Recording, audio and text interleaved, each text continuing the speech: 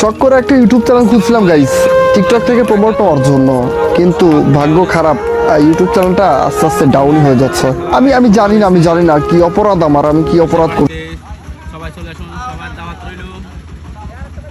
উক্ত আয়োজনে আরো প্রধান অতিথি থাকবেন সোনুয়া প্রাইমারি প্রধান শিক্ষক হারুন হুজুর, আরও থাকবেন সভাপতি বিল্লাল হোসেন, আর থাকবেন ইমরান ভাই সেক্রেটারি হিসেবে থাকবেন।